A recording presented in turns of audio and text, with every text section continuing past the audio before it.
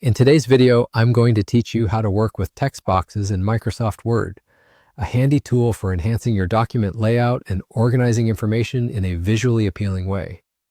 Let's dive right in. First, let's open your Microsoft Word file. Once you've got that open, you'll want to navigate to the ribbon at the top of your screen, where you'll find a variety of tabs such as Home, Insert, Draw, and more.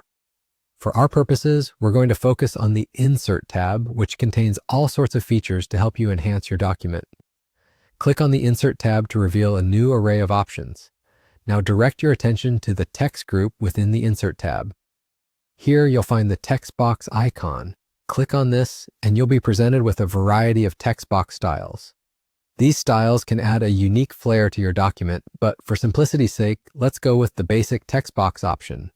Select that, and a text box will appear on your document where you can type and format text as you like. Once you have your text box set up, a useful skill is knowing how to copy and paste it.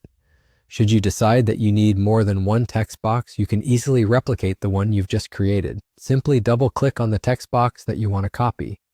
After that, hold down the Control key on your keyboard and press the letter C. This action will copy the text box, effectively saving it to your clipboard. Now move to the location in your document where you want to place the new text box. Click there, hold down Control once more, and this time press the letter V to paste. Your copied text box should now appear at the new location. But what if you decide you no longer need a particular text box? The process to remove it is just as straightforward. First, double-click on the text box that you wish to delete to select it. Then locate the Delete key on your keyboard.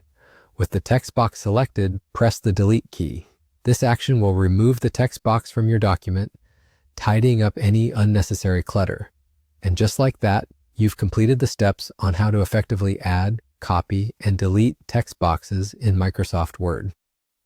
Working with text boxes not only enhances the visual interest of your document, but also improves the organization of information, making it more accessible for readers.